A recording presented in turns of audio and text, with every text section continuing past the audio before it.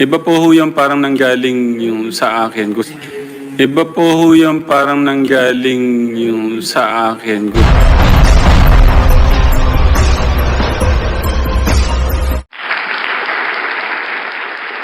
Alright, so isa na naman pong video or upload ang aking i-share sa inyo and mga ka-Tekram, no, at sa lahat ng mga sumusuporta sa Tekram community, no, maaari nga magiging mga upload ko or live ko is a combination of present situations and magto-throwback tayo ng konti, no. Alam ko makaramihan sa inyo alam na to at maaaring napanood nyo na, no. Kung bakit ko to ginagawa, just to prove, no, these people, no, especially si BJ at saka si Daisy and the rest ng mga kasama nila, no, pagpapatunay lang ito na kung paano inalagaan at pinangalagaan ng Manalastas, hindi lang ni Tekram, no, ng buong Manalastas, yung si Dave, ang kanyang present at yung future niya dapat, na sinayang. No? At ako po yung lubos na nagpapasalamat doon sa mga supporters na tumugon, no, sa aking panawagan na ako po'y tulungan na mabigyan, no, ng mga videos related dito sa mga nangyayari bilang patunay po, no, bilang pagpapakita. At lalo na ngayon may mga ibang sinasabi nila, no, like the Kalingap, no, na gusto raw sumausaw at pagtulong-tulungan na, no, si Dave. Dahil sikat si Dave. Siya ang pinag-uusapan. Totoo naman yun, no? Na talagang dito sa SOCMED, napag-uusapan itong nangyari kay Dave. Bakit? Dahil na rin sa mga nasabi at binitawan niyang salita. So, ang magiging focus po ng aking content are more on throwing back from the past that will help us and others who might be watching, no? Yung takbo ng pangyayari dito sa community ni Tekram. Okay, so bago po ako magsimula, maraming salamat sa lahat ng patuloy na sumusuporta at tumutugon sa aking mga hinihinging tulong, no, sa viewers, supporters at fans ng Tekram. And kung bago pa lang po kayo sa aking channel, please don't forget to like, share, and subscribe na rin po and pakihit ng notification bell para maging aware kayo sa aking mga upcoming content. At kung bago pa lang po kayo sa aking channel, no, panoorin niyo po muna yung ilan sa aking mga video bago niyo po ako husgahan. Okay? Mas maganda na po yung malinaw bago po kayong tuluyang mahook sa inyong abang lingkod. Okay? Dahil nga napatunayan ko na siguro medyo iba yung aking way of explaining and showing my support sa community ni Tekram at sa Manalastas family. So, yun lang po ang hinihiling ko sa inyo. No? Panoorin nyo mga isa, dalawa, or tatlo. Sige, itatlo nyo na. No? Video ko. Hindi po para magka-views. No? Part of it, of course. But it's more on so you can understand me. Okay? Yun lang po ang hinihiling ko. Dahil may masasagasaan ako pero I hope maunawaan ninyo. Okay? So, ito. Tayo po'y magto-throwback, no, sa content ko na to. Para lamang po ating mabigyang diin at maipakita, no, kay Brother Jose and the rest, no, down to Stephen Monte Alto, na until now, no, walang tigil ng post. So, it's good. Huwag mong tigilan. So, hindi rin kami titigil. Kung napapansin niyo hindi sumasagot ang mga Manalastas, because for them, yung mga statement nila last month or 2 months ago, no, na saying that they are just waiting for Dave and they explain everything, enough na yun. Which is, di ba, bilang isang leader ng community, you don't need, no, to keep on answering whatever they are throwing, especially kung paulit-ulit na lang. So, sino ang mag-i-echo ng mga nasabi nila? Kaming mga vloggers, reactors, or defenders. No? Kasi they keep on, di ba, bringing back old issues also. So, kumbaga, kami na lang, 'di ba? Kami na lang ang mag-echo kasi ang sinasabi din naman nila paulit-ulit lang. O, so di kukunin namin yung dating video at ipamukha sa inyo na ito, no, ito yung mga nagawa ng manalastas para diyan sa inyong Lordy Biel, no? And one of these ay itong video na to na kung saan si Dave pa mismo ang nagtanggol kay Tekram. Okay? Although this is 2 years ago, no? Is it? 2 years ago nang na-record itong paliwanag na to ni Dave, no? Siya pang nagpaliwanag actually. And may paliwanag din si Tekram dito, no? So magiging sagot ito sa inyong mga binabato, no, kay Tekram. Matagal na po tong video, 2 years ago, no? Credit to Ma'am Brenda Supernanay. No? Doon ko nakita. And I know there's a lot of this na pinadala sa akin. Ito po kasi, ito na mismo, yung part na yun. Alam ko may isa pa akong nakita nito, pero ito yung nakita ko kagad. So, maikli lang naman, pero ang mahalaga rito, yung minsaheng binitawan, no, ni Dave, protecting his tatay. And Tekram explain, no, doon sa mga binibigay ng mga sponsors kung ano ang ginagawa nila at kung paano nila natitrace, no, yung mga taong nagbibigay sa kanila. Okay? So, pakinggan na lang nga po natin. Dami mo na namang sinasabi.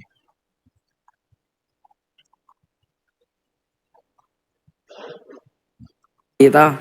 Kasi sinasabi po ng iba na yung dahil daw po parang yung pera ko daw po ginagamit daw po ni tatay. Na dahil may pera po, mahal po ako ni tatay. So hindi po yun totoo na sinasabi. Kasi simula nung wala pa akong pera, minahal na ako ni tatay, di ba Rita? Yes, this is 2 years ago, no? Maraming pangyayari ang nagbago, maraming mga bagay-bagay na pwedeng na-experience or naranasan ni Dave for that 2 years, no? Bago siya umalis. Pero for him to say na galing siya sa Divisoria na wala nga siyang pera, minahal na siya ni Ramil. Ito ba ay sinabi niya lang without really experiencing yung sinasabi niya? Di ba? Ano to? Para lang, kasi nasa harap ng camera, kaya nasabi ni Dave ito noon na salungat na salungat sa mga nabanggit niya ngayon. Di po ba? Siya na mismo ang nagpuprotekta at nagpapaliwanag sa kung ano yung dapat na sasabihin ni Tekram. At kitang-kita naman nating lahat, di po ba? Kayo, lalo na kayo mga nakasupport. Na yung sinasabi dito ni Dave, ay totoo lang. Di ba? He comes from nothing. Na tinulungan ni Tekram. Yes. Aminado naman ang lahat eh. No? Na isa, si Ramil, ay si Dave, sa nagpaangat ng channel ni Tekram. Correct yun. Wala tayong diskusyon or pag-uusapan doon.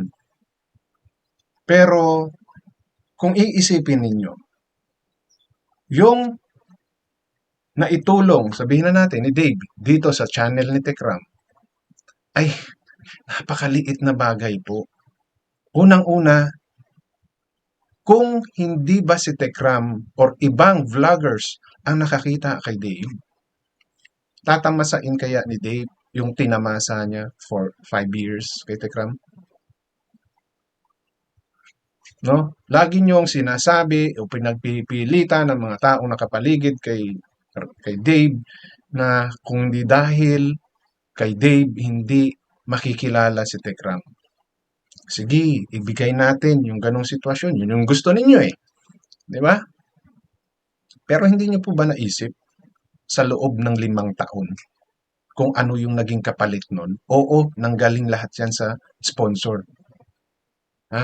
Karamihan sa kung ano man yung nare-receive ni Dave is galing sa sponsor. Sasabihin ninyo yung buong pamilya ng Manalastas nakaka-receive din sa sponsor. Okay. Totoo yan. Totoo yan. No? Nabibigyan sila. Wag na tayong magkunwari pa. Okay, nabibigyan talaga yung mga yan. But, tignan ninyo yung binigay kay Dave at yung binigay sa kanila. Ha? Wala pa po sa halos kalahati, baka 1/4 lang po ng mga nare-receive ni Dave galing from sponsor, yung tinatanggap ng mga manalastas na yan. No? Sabihin nyo na damay sila Nanay Inda at saka yung asawa and the rest ng nandiyaraan sa bahay na bato na yan. Kahit sila Tech po rin sabihin na natin, no? Na nakakatanggap yung mga yan, no? Pero kung titignan nyo po yung laking itinulong, no, ng pagkaka-discover ni Tekram kay Dave, napakalaki po ng benepisyong nakuha ni Dave. No po? Ngayon, kung sasabihin nyo, kasi of course, yung revenue, wala tayong magagawa sa revenue, mga kaibigan, mga ka-community, wala po tayong magagawa doon. No? Pinaghirapan kahit papaano ni Tekram yan. Trinabaho niya yan. So, wag nyo pong sasabihin na dahil kay Dave nagka-view. Of course, nagka-view talaga yan. Dahil pinanood. No? Dahil nagtrabaho si Tekram para sa channel niya. No? Ganun po yun. Ngayon, kung malaki man ang kinikita ni Tekram sa channel niya dahil sa kakapanood ninyo. Dahil nagkaroon kayo ng kurot sa puso, no? Nung nakita ninyo si Dave. Kaya sinubaybayan nyo siya sa channel ni Tekram. Okay? Maliwanag. Diba? So dito sa sinasabi ni Dave, siya mismo, alam niya kung saan siya nanggaling. Alam niya, no, na hindi siya pinipirahan ni Tekram. Dave, nasaan na ito? Iho. Oo, maaaring meron ka ng mga hindi gusto sa mga pagdidisiplina ni Tekram, no? Pero sana nung binitawan mo yung mga salita mo, every time na nai-interview ka, binabalikan mo sana itong mga nakaraan ninyo ng tatay mo. No? Nasa Divisoria pa lang po ako, minahal na po ako ni tatay. Diba? Kasi sinasabi ng iba na mahal daw po ako ni tatay dahil may pera. Tapos yung mga pera ko daw, parang kinagastos si tatay. Kung alam nyo lang po, ayun, basta, di nila alam dito kasi, di nila alam. Kasi, magkaiba yung sa may cam, sa wala. Diba dito? Magkaiba yung galaw na ngayon, tsaka sa mamaya, nang walang Camera. Opo. Yun. Kaya pinapo. Yan. Yung mga sinabing mong yan, oy, BJ, Dave, and the rest of you, no? Hindi nga maipaliwanag ni Dave yung gusto niyang sabihin sa pagprotekta sa tatay niya. Di ba? Ikaw na rin mismo nagsasabi ngayon, Dave, dito pala, iba yung off-cam, iba yung on-cam. Tapos, ngayon, yung off-cam ginagawan mo ng issue na ang lumalabas, ikaw pa rin ang may mali. Dahil kita naman, hindi lang bastang ikaw ang may mali. Di ba? Yung pagdidisiplina sa mantakin mo sa loob ng 5 taon, 2.5 ka lang nasaktan ng tatay mo, ng tatay-tatayan mo. Nagwa-wonder nga ako during early years mo sa Tekram, no, dahil nga nasanay ka sa buhay Divisoria, sobrang tigas ng ulo mo. For sure yan, no? Kasi you're adjusting sa environment na may bago ka nung napunta ka sa Tekram. For sure, nag-a-adjust kayo pareho. Pero ganun ka, no? Although walang sinasabi si Ramil, no? Hindi naman kaagad tituno yung isang tao, lalo't lumaki yan sa environment na ganun Diba? Hindi natin alam kung ilang taon nagtrabaho sa Divisoria sa Dave. Diba? Or bago siya nagtrabaho sa Divisoria, exposed na siya sa buhay ng Divisoria. So, di ba, for sure na-adapt niya yung ibang mga diskartihan dyan. So, maaaring the first year or 2 years niya, no? Baka kung si Tekram ay maikli ang pasensya, baka doon pa lang, no? Yung pagtatago mo sa sementeryo. Pakalaki na, no? Maaaring mayroon pang iba dyan, no? Yung mga small things na pagiging pasaway mo. So, I don't think na to the point na ikaw ay mapalo, no? Ni Tekram, kahit na po maka-Diyos, kahit nga ang Diyos nagalit sa tao, naalala ninyo? Oh, mahilig din man lang kayong pumasok sa Biblia eh. Oh, 'di ba? Nagalit din ang Diyos. What more pa si Tekram, no? Lahat po ng tao, kahit nga yung Diyos, inabot yung sumagad sa limitations niya. 'Di ba? So yung mapalo ka, madisiplina ka, normal 'yan bilang amang nagmamahal, no? Nang gustong mapabuti ka. Huwag niyo pang ibabash si tatay.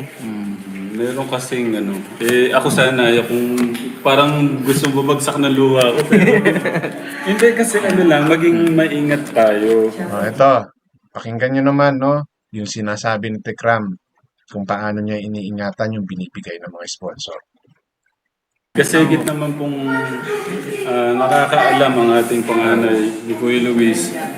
Alam niyo ho, Katekram, ito po ay ayaw ko sana maliban doon sa pagmamahal nila, meron ho pa ho kaming yung pagmamahal na binibigay nyo, meron ho silang monthly na tinatabi ni Nanay Jack para sa kanila pa. Iba po ho yung parang nanggaling yung sa akin. Gusto ko, alam niyo kasi yung gusto ko rin i-ready ko po yung Oh, nito. tignan nyo, may monthly doon sa mga binibigyan ng mga sponsor, no? Mayroon pang binibigay si Tekram na galing sa kanya, which is kita, no? Kita ng channel niya. That's what I'm thinking doon sa sinabi niya, no? Ulitin natin. Iba po ho yung parang nanggaling yung sa akin. Gusto po ho yung parang nanggaling yung sa akin. Gusto Narinig ninyo? Na bukod doon sa binibigay ng mga sponsor, kumukuha doon ng ilang portion si Nanay Jack at sinisave yun. Plus, yung galing pa kay Tekram. O saan ang gagaling yun? Sa revenue. Sa kita niya sa YouTube. So, si Tekram mismo, may ambag. Ay, ito ba, napanood ninyo to? Narinig mo pa to, BJ? Or ayaw mo lang alamin? O ngayon, ito BJ, tinutroba ko na para mas madali mo ring makita. No? Ito mismo, naririnig nyo yung sagot dito ni Tekram 2 years ago. nila. Future nila. Tapos yung inyo pong pagmamahal ka, Tekram, sabi ko, inuulit ko po lahat po ng pagmamahal. Darating po yung panahon, pagka naintindihan na po ni Kuya, isa-isa po yan, nakasulat po yan sa computer ni Nanay Jack. Siya po mismo ang magpapasalamat kung sino, every cent, centavos, nakasulat po yan. Nakadetalye po yan kay Kuya. At saka, last time na nag-update kami sa kanya, alam niya naman po. Pero ngayong medyo ilang months na hindi ho namin. Hindi naman ho kasi alam niyo po yung panganay natin, wala ho siya, kahit na Narinig nyo? Panganay natin. Di ba? Gusto ko lang bigyan ng importansya yan. Panganay natin. So, the community, the sponsors, are involved, no, sa pagpapalaki kay Dave. So, Dave, hindi mo ba nare-realize yung mga ganong bagay? Para ipagdamot mo sa mga viewers, kung sakaling magkita man kayo or pumunta ka sa mga manalastas, you are considered son, no, of Tekram community. So, kung nabibidyo man pati yung butas na ikinahiya mo, dahil yan sa mga nagmamahal sa'yo. No? Anak ka ng Tekram community. Anak kayo. Yan yung mga batang tinutulungan nila Tekram. No? So, the updates is not just about content. No? It's not about that. Yung update na yan ay para diyan sa mga tumatayo mong pangalawang magulang, supporters, sponsors, viewers, at fans. No? Para doon yan, Dave. No? Hindi nyo nabibigyan ng pansin yung mga ganong bagal na crucial, no, para ipaintindi dito sa mga sumasalungat or bumabatikos kay Tekram sa nangyari kay Dave. So, yun po yun. So, kung kino-question ninyo yung pagsasalita nila before, after lumaya si Dave, no? Yan po yung reason. Kailangang manggaling sa Tekram kung ano ang totoong nangyari. Dahil sa mga viewers, dahil sa community. No? Yun po yung mga tingnan ninyo. Lalo na kayong mga bumabatikos, dahil alam nyo to eh. Alam nyo, ayaw nyo lang intindihin. Dahil masyado kayong, I don't know, na brainwash ni Dave, no? Which is mali, no? Ano, tay, about sa pera, yung magtatanong, hindi po sila ganun. Ano lang, kung ano po, BJ, obviously, hindi ganon ka-importante kay Dave kung ano man yung perang naipon, no, para sa kinabukasan nila na galing sa sports. So, bakit ngayon? Panayan ang binabanggit mo. No? Oh. At yung pera, no, I'm not saying na yung 2.7, yun na yun, no, na inipon, no, galing sa sponsor at kay Ramil. Okay? Tandaan ninyo, sinabi ni Ramil na may akin, na may galing pa sa akin. Ayun, di ba? Kaya pinaulit ko pa. Oh.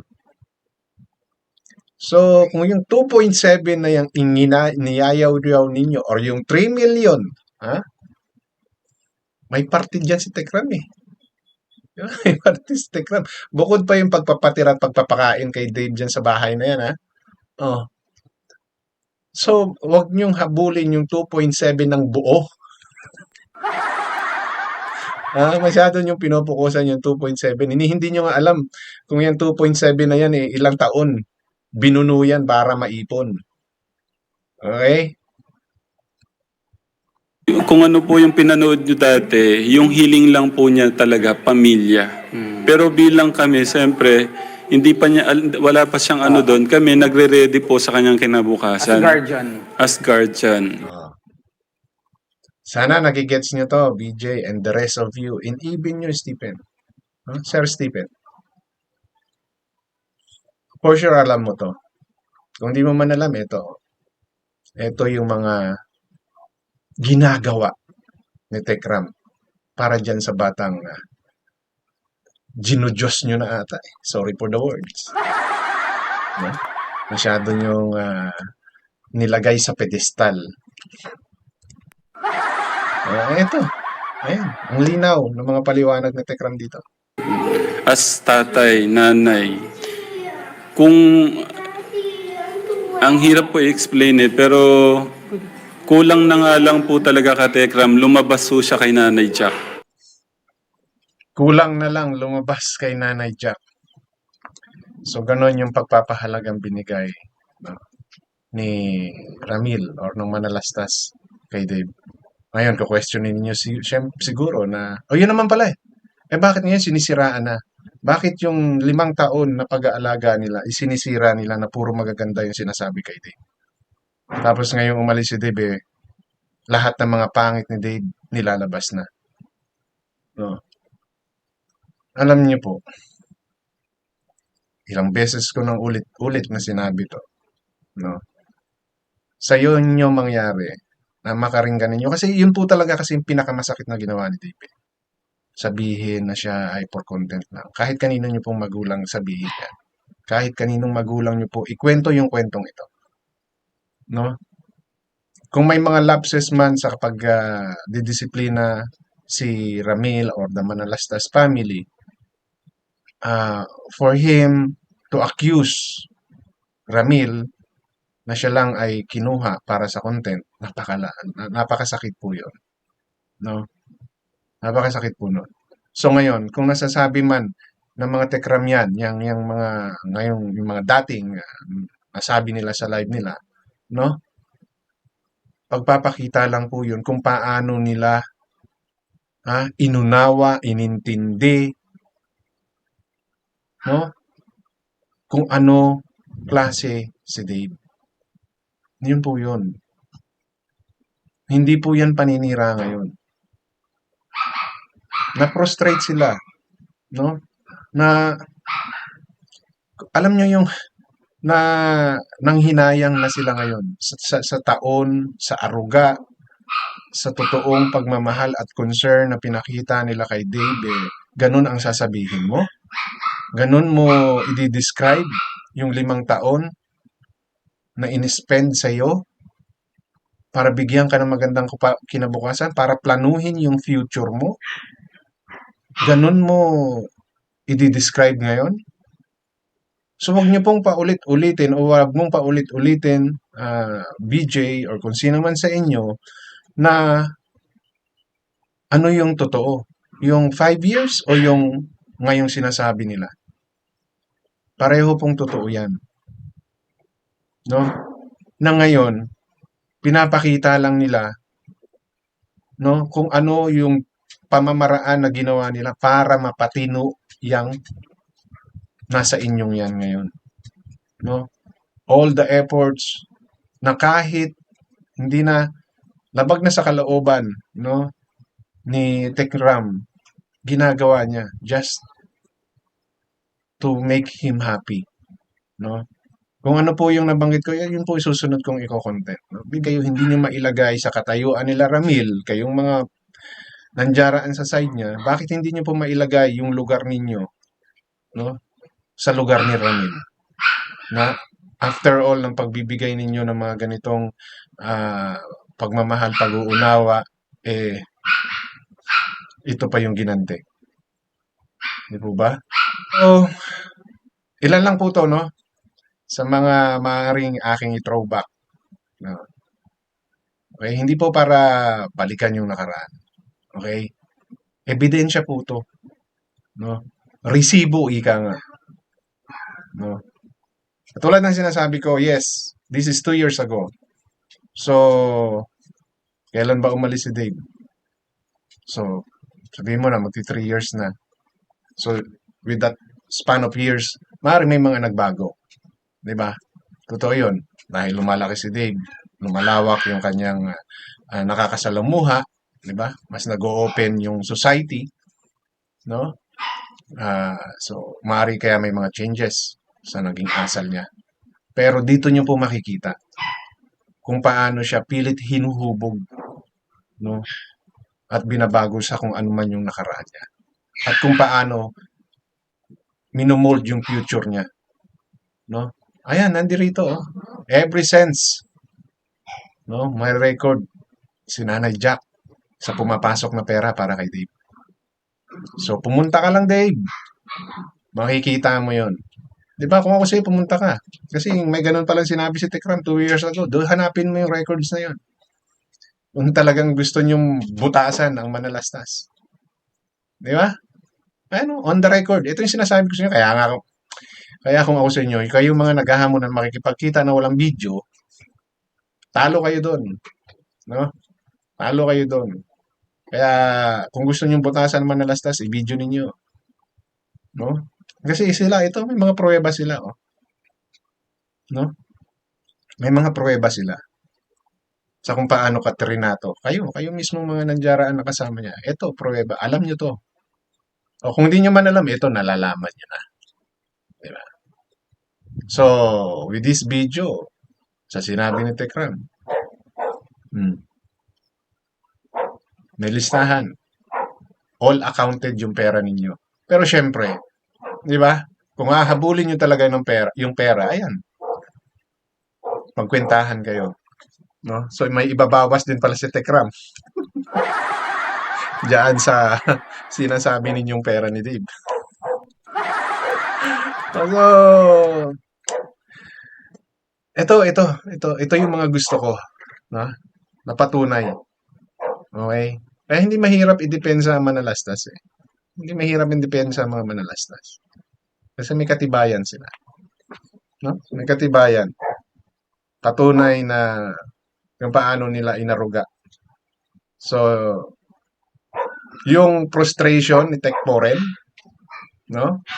Na kung siya ang naghatid or namalo, ramdam ko yun.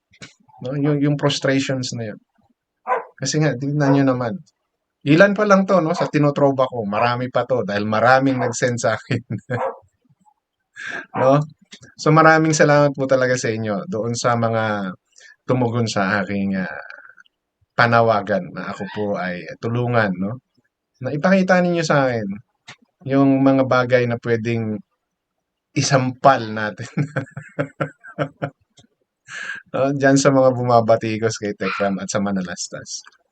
Inuulit ko, hindi po ito para magpabango sa Manalastas. Kasi yung video nila at yung mga pangyayari ang nagsasalita para sa kanya, sa kanila. No, na akin lang binibigyan ng sarili kong opinion. So, sa mga gusto pa, no, na manira or BJ, no, gusto mo pa, huwag kang mag-alala, marami pa yan. So, hanggang dito na lamang po at inuulit ko, matuto po kayong mag-fact check para hindi po kayo mapagsabihan fake news. So, hanggang dito na lamang po at maraming salamat.